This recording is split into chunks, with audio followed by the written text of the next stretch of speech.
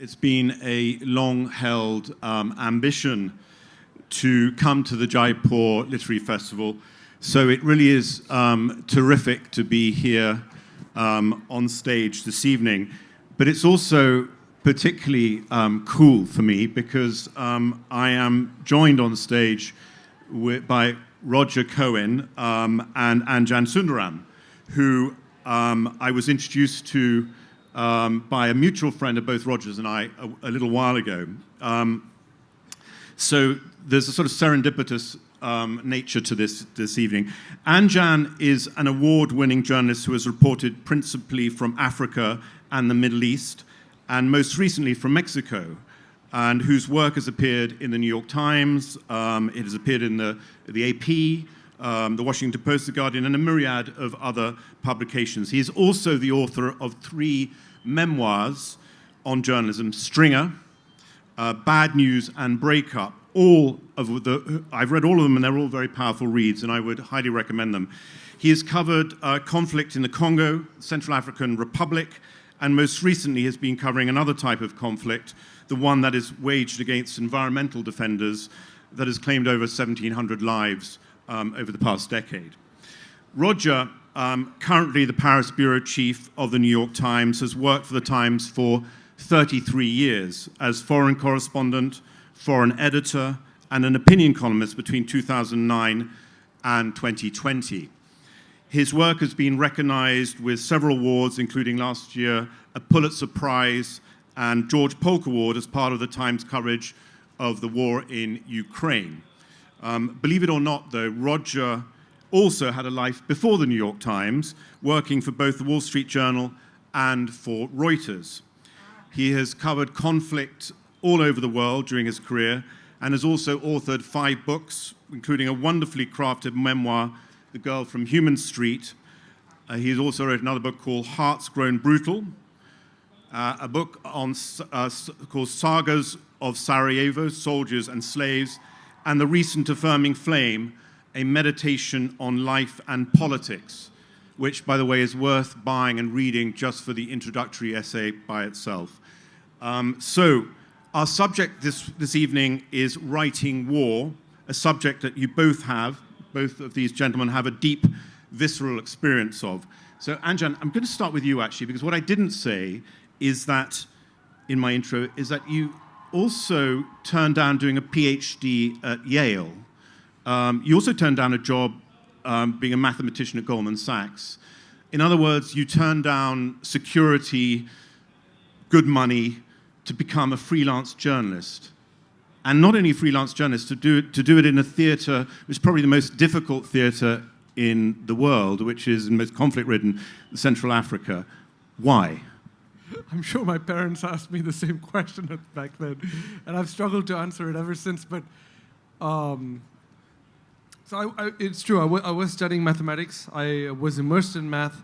I thought I was going to become a math professor.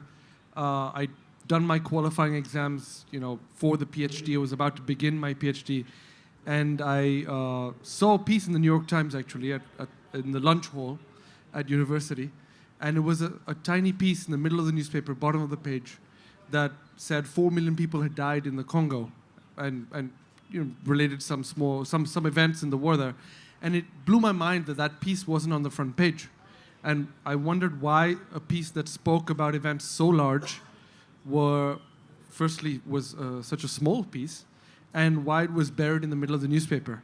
And that was the starting point for a series of events that included paying my final bill at Yale where I was studying. And the cashier happened to be African. I asked her where she was from. She said Zaire. I said, well, I might go to Zaire, which is the old name for Congo. And she said, oh, you stupid Yale kids, you don't know how to sign a check. I could steal all your money, and you're going to go to Congo, you're going to get robbed or killed. No, I'm not going to help you. And she had a second job at a parking lot. I would go there, buy her milkshakes, Dunkin' Donut milkshakes. And finally, she said I could stay with her family in Kinshasa. So I bought a one-way ticket.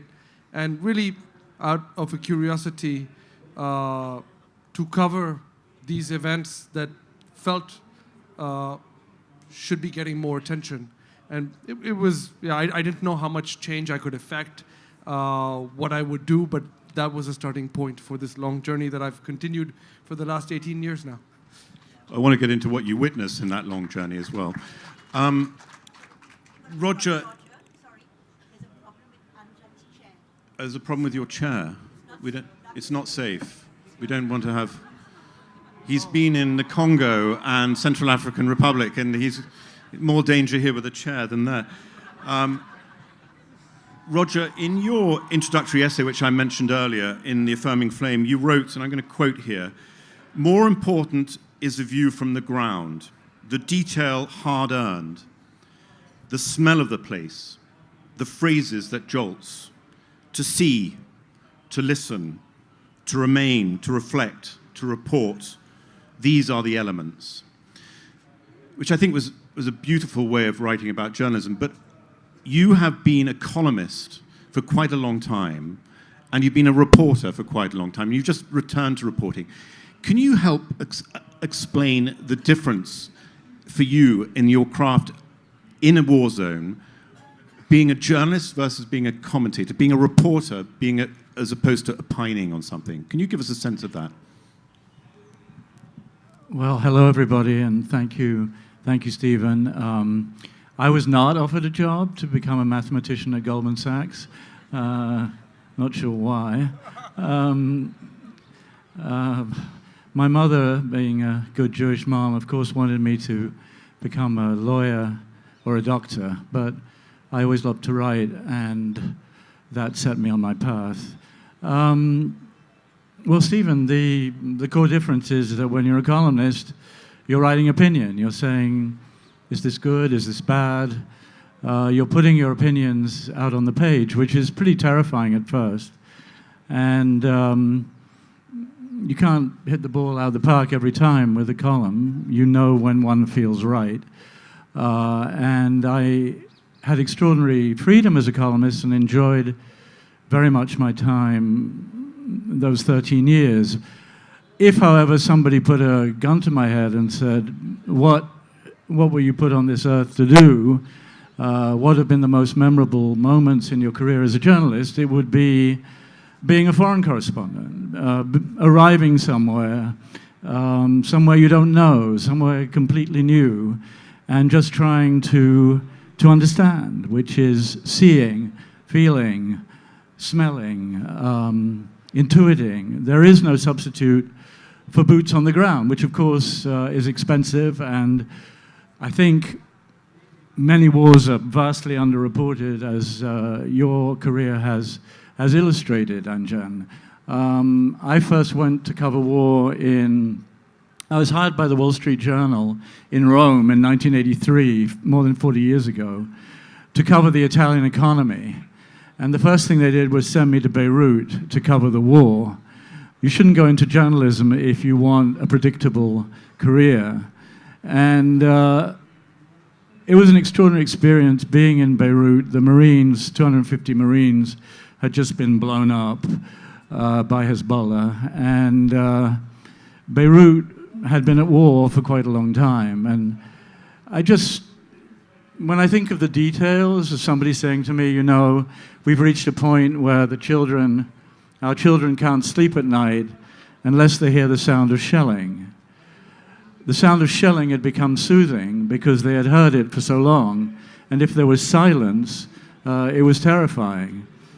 I remember watching a waiter at a Beirut restaurant with shelling all around, folding and refolding the napkins on the table to arrange them in the most elegant manner, more or less in the same way that many women in Sarajevo at the height of the siege would wear very elegant high-heeled shoes and dress up to show. They called it inat. Inat was defiance of the Serb forces shelling them from the hills and killing women and children indiscriminately. So I think war is like other forms of reporting. You're always looking for that moment of, that epiphany, that moment of illumination. It's like other forms of journalism, I don't know if you agree, Anjan, but with a higher intensity. If you're interested in people and want to tell stories, nowhere are people revealed to you as naked, so to speak, as in war.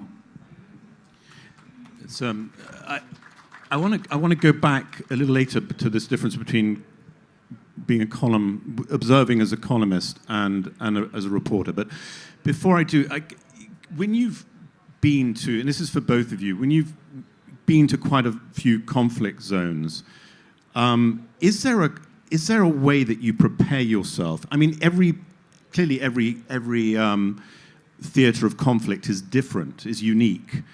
But is there a commonality in how you prepare yourself before you go into these places? Anjan, perhaps you can start. That's a great question. I think it's evolved over the years, obviously, as I've begun to understand what this kind of reporting entails. But I would say the common factor, if I think about it, is trying to find a human connection, someone I can trust, a trustworthy connection in those places. And that's my point. And that's, my previous answer was exactly that. The family in Kinshasa that would receive me in their home and that home could serve as, it became the AP headquarters, Associated Press headquarters in Kinshasa. I was the stringer there for Congo. And to find that place where I feel safe, from which I can begin to travel first, 10 meters, then 100 meters, then a few kilometers, but I can always come back. And it's sort of traveling in a war zone, reporting on a war. I find the most important thing for me is having the humility to know that I may need to turn back. I can't be stubborn about getting to where I want to go. At every point along the journey, I stop. I talk to people at bars, cafes, restaurants. I ask them, is it safe? And maybe sometimes they might say, oh, we heard an army convoy move last night, we're not sure. And in that case, I either have to turn back or I have to wait there and wait to know more, to know if it's safe. But I always have to be willing to turn back, and being willing to turn back means having somewhere to turn back to. And that is often this sort of, has to be this place where I feel safe, where people know me, where I trust the person. So I would say the most important piece of preparation is finding that human connection, speaking to them, asking them, will you receive me? There's a place in Mexico now that I want to go to when an environmental defender has been killed. And I called the community and I asked them, can you receive me and guarantee my safety? And they replied, we can't even guarantee the safety of our own people. So we can certainly not guarantee yours, and so I can't go. And so yes, I would say that's sort of the make or break decision. And then there's, of course, reading, trying to understand as much as possible about the conflict, about whom I'm traveling with, and all those other things. But I would say the most important factor is having that point of trust and security. Yes, reading, history. It's very important. People are shaped by it. You don't understand them unless you have that background in your head. Preparation is the worst. Anticipation is the worst. The worst moment is the moment of anticipation in war. When you're in it, you're in it. And the fear, at least in my case, and I think it's fairly general, recedes. And there's no point hiding that there is fear. I concluded some people just shouldn't go to a war zone, period. Some people can tolerate degrees of risk, particularly photographers, in my experience, that most people can't tolerate. And then there are all the people in the middle, among whom I'd include myself, who can handle war, but who are relieved to get out of a war zone, who go back to war, but also do other things. So yes, I would say certainly the anticipation, Stephen, is the worst. I was in Ukraine, I was in Russia last year and Ukraine the year before. And I was doing a big piece on Odessa, and then I decided to go to Mykolaiv, which was close to the front. And Mykolaiv got pretty badly shelled that day by Russian forces. And again, there was, should I do it? Shouldn't I do it? You don't need good luck in war. you need the absence of bad luck. Because shrapnel can fly anywhere. I lost a colleague, New York Times colleague in Bosnia who went there just after the war I'd covered for 2 years ended. He was on the plane of the Commerce Secretary, which slammed into a Croatian mountain. And he died leaving his wife and 3 children. So you need the absence of bad luck. You don't necessarily need good luck. Once you're in it, I think the adrenaline, the intensity of what you observe, the marriage of the head and the heart can produce some of the best journalistic copy. The danger is a voyeuristic one. You write a great story about terrible suffering. You're in a room where everybody's in tears, where maybe the body is lying there, maybe you've gone to the morgue in Sarajevo, and you're witnessing terrible grief. And maybe it appears on page 1, and maybe you receive a lot of notes about it. The grief remains, the people remain. And that's why, for example, after Bosnia, I felt I had to stop.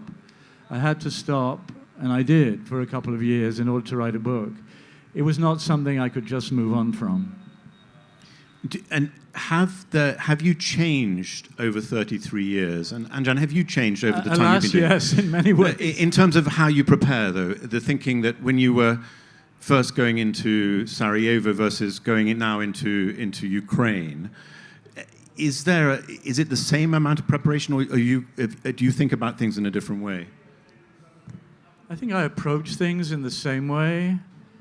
Everything is speeded up a lot. Too much, probably. I feel that I want to do forms of journalism that take a lot of time. I've always believed in immersion in place. It's much harder to immerse yourself in place when you carry your world with you. When I was in Beirut, I could say I was going to see the Druze in the mountains. I'd be back in touch with my editors 4 days later. That does not happen anymore. But I'm concerned about insufficient readiness, preparedness, tolerance of trying to go deep into what people feel, which is the best way to tell a story. Even with an impossible assignment, I've been in Israel 3 times since October 7. There is no more difficult conflict to cover because the emotions are so charged. No conflict provokes such passions, such rage, such incomprehension, mutual incomprehension. And if you want to tell that story as best you can down the middle, through people on either side, you have to take time. There is no other way. And I feel maybe there are fewer people prepared to do that today than there were in another time. Anjan. When I hear Roger and when I hear your questions as well, I feel like the question that comes to my mind is why do it? Why take such risk? And I guess there are 2 parts to that. The first is to echo what Roger just said. As journalists, we travel to these places, we're traveling to these communities, we're there for a period of time. And that can seem risky to the average person living in the city, that can seem incredibly risky. But the people we're writing about, reporting on, they live there full time. And the risks that they take are infinitely larger. And so their courage, their bravery, is far greater than anything usually that journalists, even though we sometimes push the boundaries, usually it's only for a limited period of time. But secondly, I think they inspire through their courage in the darkest, most seemingly hopeless places. There are always people who are incredibly inspiring. And I'm now in Mexico, and I went to a community's protest to protect their forest on a highway, and I asked what's going to happen next. I was protesting with the community, and I asked someone what's going to happen next. What's the government going to do? And that person said, "Oh, they're going to kill somebody." I asked them, who are they going to kill? They said, oh, they're going to kill David. That guy over there, they're going to kill him. They already kidnapped him once before, and they're going to kill him. And so later that day, I was in David's yard, camera turned on, and I asked him, aren't you afraid they're going to kill you? And he said, of course I'm afraid. But I would rather people remember me for what I actually believe than remember me as someone afraid hiding inside my house. And his kids were running behind me in the yard. And at that moment, my only thought was, how can I serve you? How can my work as a reporter help you? How can I take a little bit of risk compared to the enormous risk that you're taking to amplify your work, to raise your profile so people are more afraid of killing you? What can I do? And I think that justifies and makes all the danger, all the risk make sense somehow. Yeah, but on the danger side of things, I think working for a large media organization like the New York Times or the BBC, there is a lot of caution now about war reporting and safety, rightly so. You know, Roger, I know before you went into Ukraine, you were sent on a course, thrown into nettles by some chap.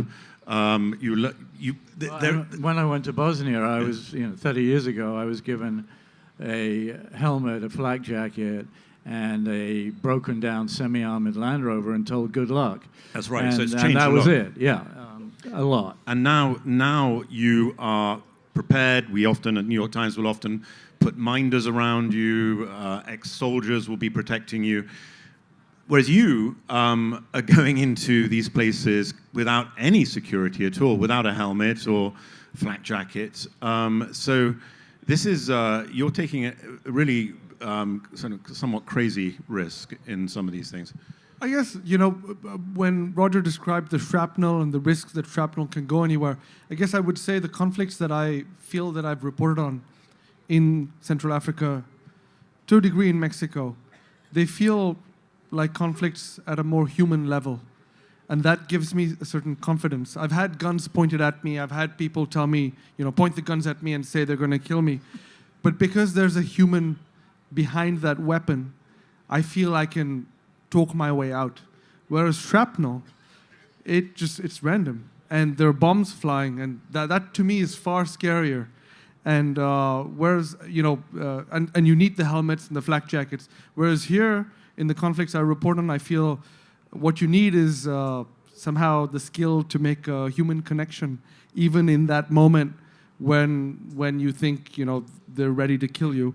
Yeah, and that's a skill. Yeah, flak jackets aren't really going to help. I mean, I think there's a danger in moving in a big entourage. I think the dream of most print journalists is just, speaking for myself anyway, is just to be wandering around with a notebook. You don't want to be particularly conspicuous.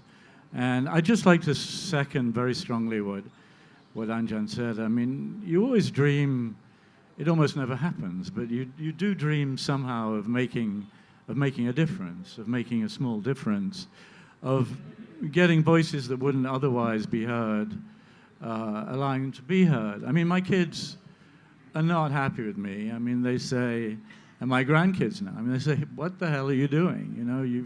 You've done it all. Why would you go back to one of these places? And probably the answer would be that, that it's important, that it can just occasionally make a difference. And indeed, in Bosnia, I do think that the work of many, of John Pomfret at the Post, of Samantha Power, then a rookie journalist, of many others, just saying again and again and again, here is a European city with a dirt trench around it, in which women and children are being blown up every single day. I think I could see it sometimes. Those were very different times, a direct link between a piece and something the Clinton administration said. And finally, NATO reacted in '95 and put an end to the war. So, yeah, it's that. I mean, so on that subject of Bosnia, I mean, you were a captive there, like everybody else. It was siege. No, not like everyone else. I could get out. They couldn't get out. Right. I had a press pass. So let's talk about objectivity in this, because I know in Bosnia in particular, Martin Bell, who was there, who you probably knew there, he raised his head above the parapet at the time during the Civil War and proclaimed he could no longer be impartial in the face of the daily atrocities of that conflict. I'm quoting here. And he ignited a very heated debate at the time. And it was quite acrimonious. His advocacy of what he called a journalism of attachment placed emphasis on the moral duty to tell the truth, however inconvenient, over and above the professional obligation to be impartial. What do you think about that this impartiality versus attachment journalism, if we can call it that? This is for both of you, actually. I've always been skeptical about the word objective. We're human beings. Each of us brings our sentiments, our feelings, who we are, into what we write. So objectivity is a long word that I think is impossible and probably not even desirable to attain. I do believe in fairness. I think one should try to be fair. I certainly, in Sarajevo, made the effort. I mean, one thing that distinguishes journalists in war is that we get to cross the lines. We get to cross the lines. And that's a complicated business because you're dealing with people who do not cross lines, who never cross lines. And so their minds are formed in one place, in one framework, or in another. And you somehow are trying to understand and bridge that. I made the effort to go and see Radovan Karadzic in Pale, which is precisely 8 minutes away by car from central Sarajevo. It took me 4 days to get there. I had to go to Split and fly to Zagreb, fly from Zagreb to Budapest, drive from Budapest to Belgrade, from Belgrade to Zvornik to come in on the Serb side, and then drive down to Pale. So that was an effort, and I spoke to him, and I thought he was pretty insane, and the interview confirmed it, but at least I made the effort. And so yes, I think one should try to understand both sides. I don't think one should strive for perfect objectivity. I mean, we're human beings. I certainly helped some people get out of Sarajevo because I had the means to do so. And I thought a woman saving her child was more important than anything I might write the next day in the New York Times. So now, today, there's an assault on what is called both sides journalism. That worries me. There's a view that journalism should consist entirely of taking a side and arguing it. And the opinion is normally formed before anything like reporting, going out, trying to understand, for example, why people vote for Trump. And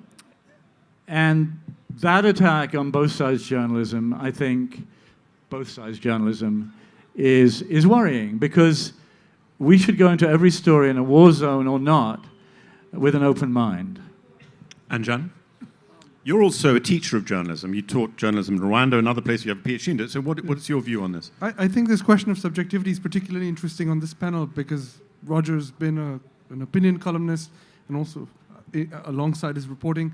And I write memoir, which combines, subjective personal views about my life and with reporting. So I think it's particularly interesting to have this discussion here. Personally, I find, to this question now of distrust in journalism in general, I find being transparent about our subjectivity, bringing that subjectivity to our side, can be powerful in creating a sense of trust with our audiences.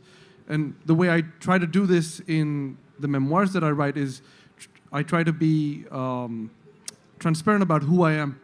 I say I grew up in India. I studied at university in the States. My background, my education, all these sorts of things, and I try to present to the reader who I am and what that means about the kinds of stories I'll be drawn to, and the blind spots that I'll have. And I'm transparent about it. And I say, I also come from a position of ignorance. Often I'll begin my books at the point at which I knew nothing or almost nothing about the country, as Roger spoke about just now. I'll say, there was always such a point. And I like to start my stories there and say, hey, this is why I got interested in this situation. And if this resonates with you, if you feel similarly, why don't you sit on my shoulder and we can travel together through this country, through this war in many cases, and we can learn together. You can watch me learn.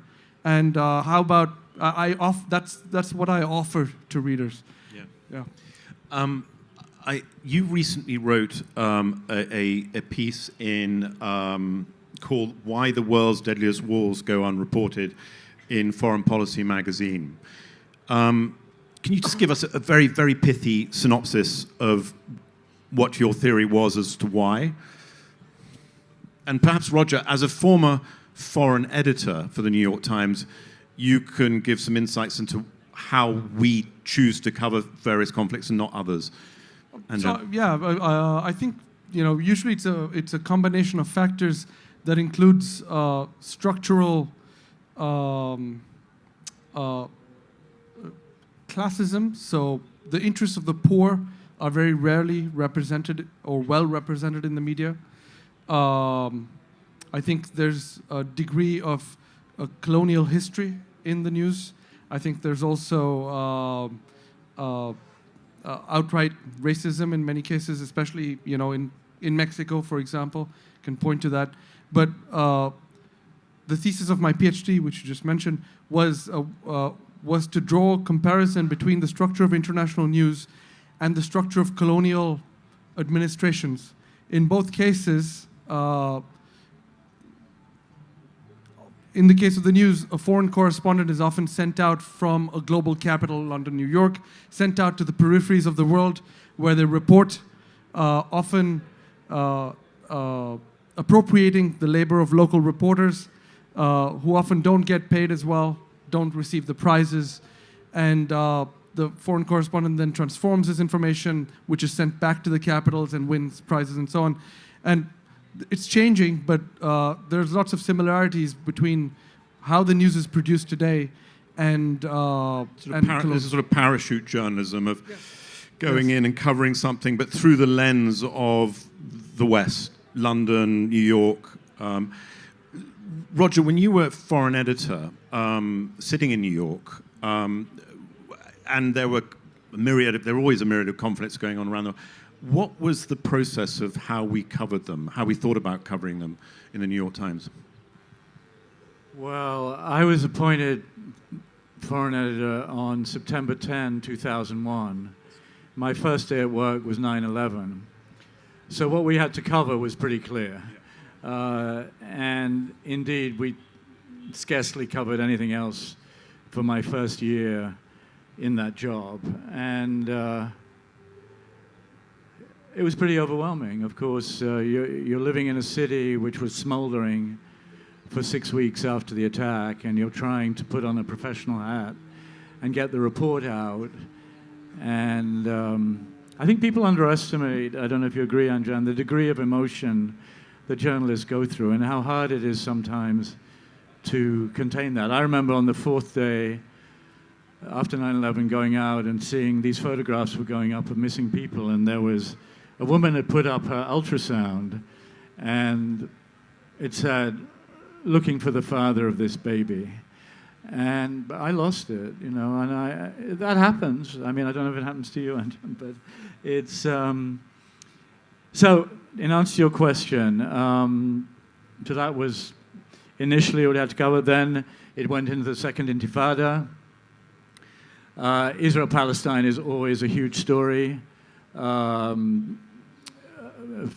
just immense interest. New York is a Jewish city. A lot of Jewish people in New York who take an enormous interest in what is going on in Israel-Palestine. So that always demands a huge amount of coverage, and nobody ever agrees on the coverage. That's for sure. Then, of course, there was the Iraq War. When U.S. forces are involved, there isn't much question about covering it. I agree with Anjan. The year before last, I was in both Ukraine and Central African Republic. Central African Republic is, I think, the most desperate place I have ever been in terms of the war, low-level war that's gone on there for many years, the extreme, extreme poverty, illiteracy, no roads, no electricity, no nothing. And of course, everybody I spoke to there said, well, you know, why do you take all this interest in Ukraine? Why do you never cover the wars here? And this is part of the anger of the global South. This is part of this feeling that you said the degrees of colonialism still exist. Absolutely, they still do. I mean, we still have a P5, you know, that was set up in just after World War II. 5 permanent members of the Security Council. How does it make sense that India is not a permanent member of the Security Council? It makes no sense whatsoever, and that has to change. And this, but it's very hard to change it. And this anger is rising in the global South. So it's places that people don't know. It's places where people are unfamiliar. It's racism, as you said, Anjan. And so priorities are set, and a lot of conflicts get forgotten. We're going to go to questions. There's a question over here. There's over here. But before we do, I just want to I want to do one more quote.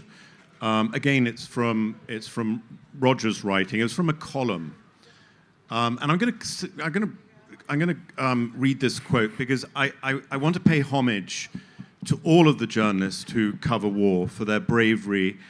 There's an expression that I went to cover a war and the war covered me. And I think people really do pay a price, and we should recognize that.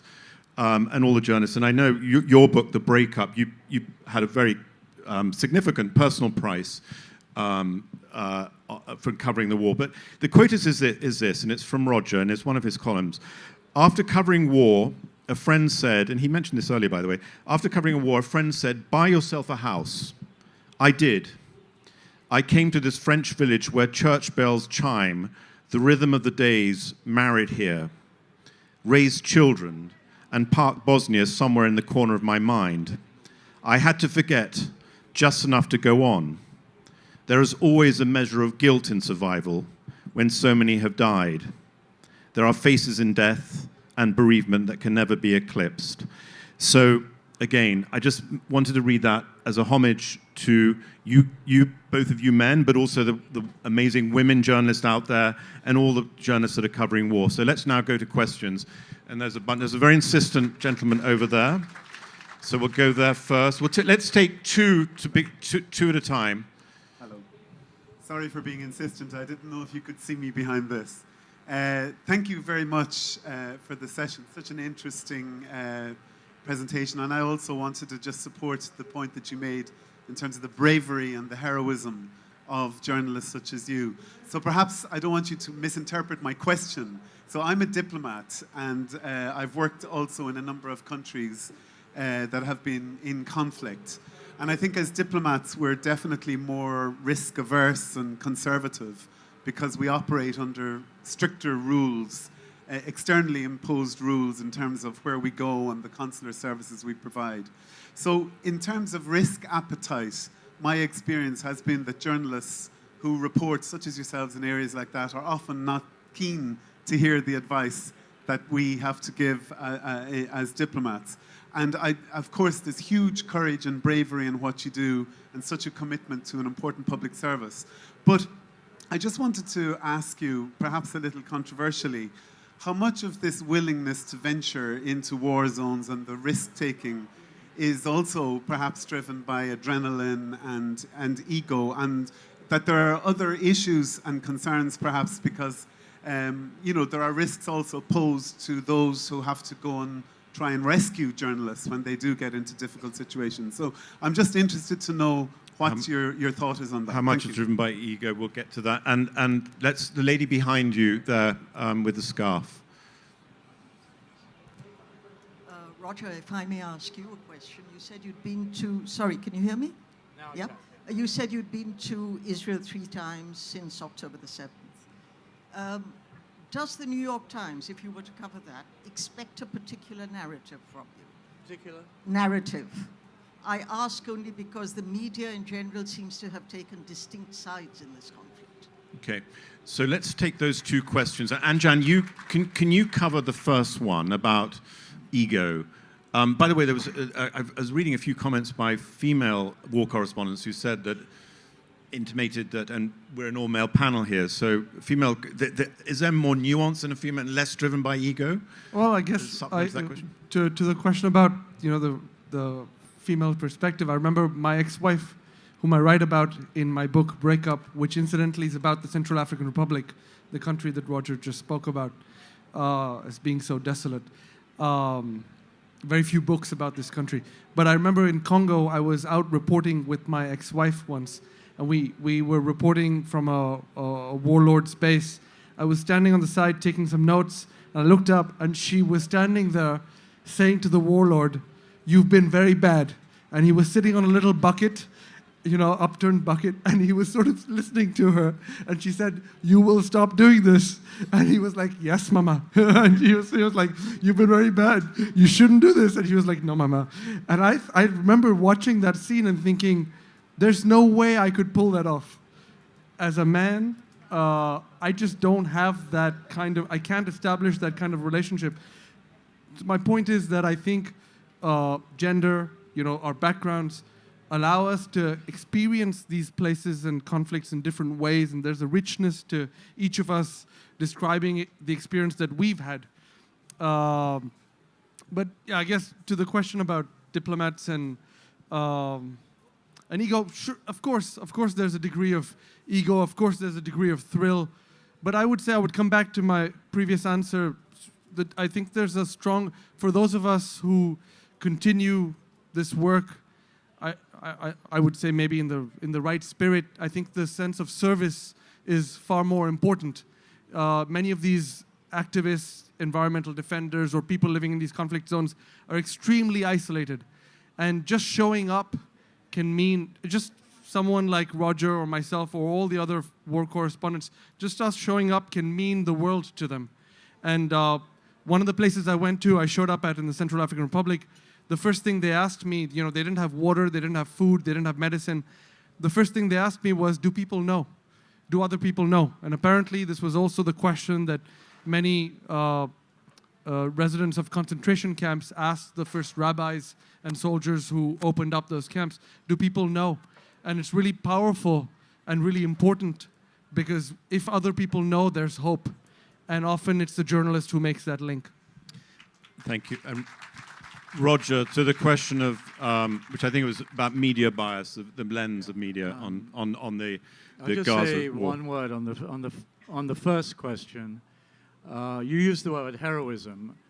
I would not use that word. I mean, the heroism, if there is any, is the people who are living and surviving through these wars. It is not us. And if we weren't there, who would report on the extraordinary diplomacy, let us say, of Richard Holbrooke, who brought the war in Bosnia to an end, and who would criticize the fecklessness of the diplomats who up to then had said, this conflict's been going on for 1,000 years, there is no possible solution. No, the New York Times does not expect any particular narrative. The New York Times, in any place, and certainly in Israel, Gaza, and the West Bank, wants reporters to go there and look, see, feel all the things I was saying, and try to paint as fair and accurate a picture as possible. That said, in this conflict, virtually nobody will ever be satisfied. Every word can detonate like a small bomb. And the conflict is a kind of Rorschach test. Two people will look at the same front page, and one person will say, I can't believe how pro-Palestinian you are. It's absolutely appalling.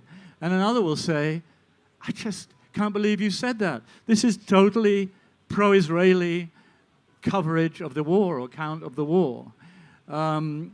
So it's extremely difficult. we have had many, many reporters on the ground in the West Bank, in Israel. Gaza, of course, has been much more difficult, and we've had to rely on, overwhelmingly, on local reporters, photographers, who are also trying to protect their families from the Israeli bombardment that followed the Hamas terrorist attack on Israel. So it isn't easy. It's the most difficult conflict in the world to cover. But no, there is no request for a certain narrative. Of course, social media, goes crazy. As long as social media goes crazy on both sides, then maybe we're doing something right. There's online on the New York Times website, there's a piece that Roger wrote, who's recently spent quite a long time in the West Bank. And if you want an example, what I believe is nuanced, balanced reporting, you should read that. It's an excellent piece coming out in print this coming Sunday. I'm going to go to this side. We've got two more questions, I think, time for. This gentleman here. So you. Yes, you point. And there's where? A young lady. And then this lady here.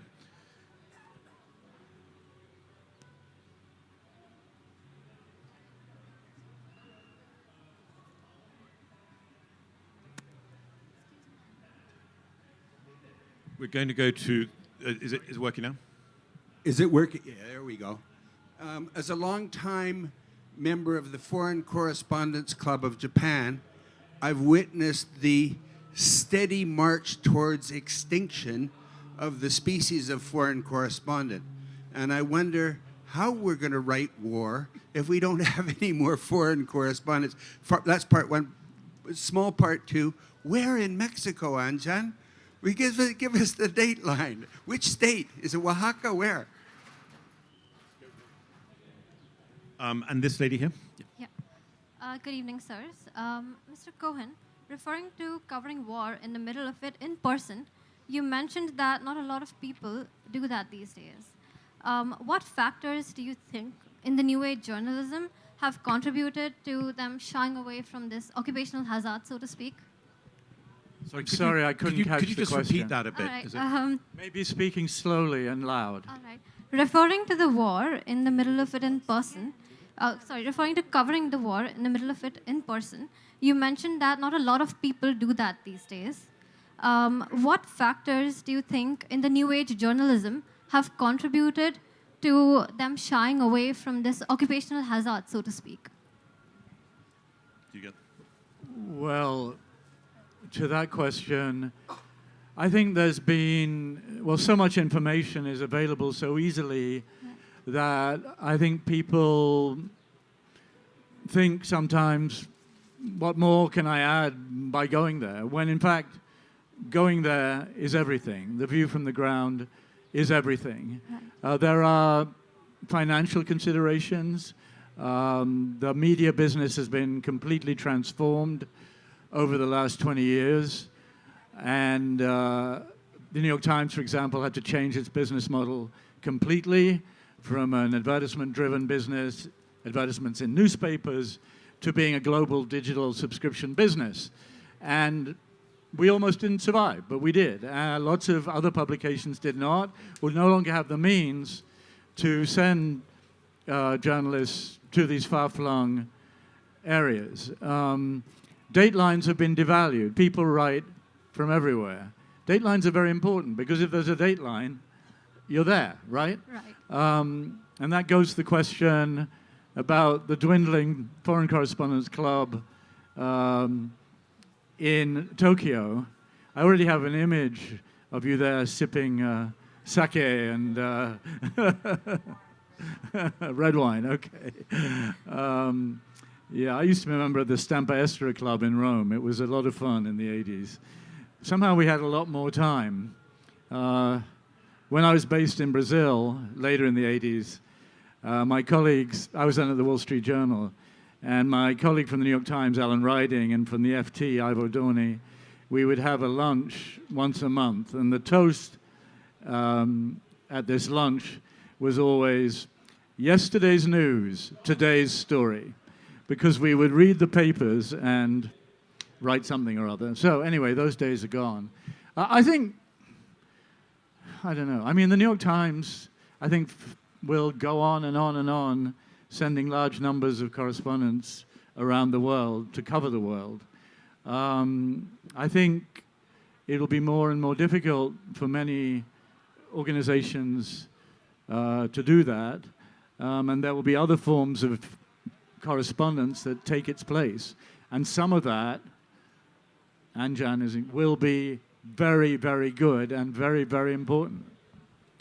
Anjan, you need to respond to the question about where in Mexico, and unfortunately we have to bring it to a close. But Yeah, I'll be quick. I think as foreign correspondents, we have, to Roger's point about us not being heroes, we have a degree of protection. I can say things that a Mexican reporter can't. Yesterday I was speaking to a researcher on cartels, and I was asking him questions, and he said, the questions you're asking me are probably the single most dangerous questions, or the set of questions in Mexico to be investigating. And a Mexican reporter, 9 out of 10, he'll be killed. But maybe you have a chance because you're foreign. And so I think we have a degree of, a certain obligation, responsibility to investigate what others can't because we're protected. And to your question about where in Mexico, it's all over. I'm mostly been in the south, in Michoacan, in Guerrero, in Oaxaca, in Chiapas. I was just in Chiapas for 3 weeks. So yeah. ladies and gentlemen, thank you for listening. Thank you for your questions. And thank you to our panelists. Thank you. Subscribe to Oneindia channel and never miss an update.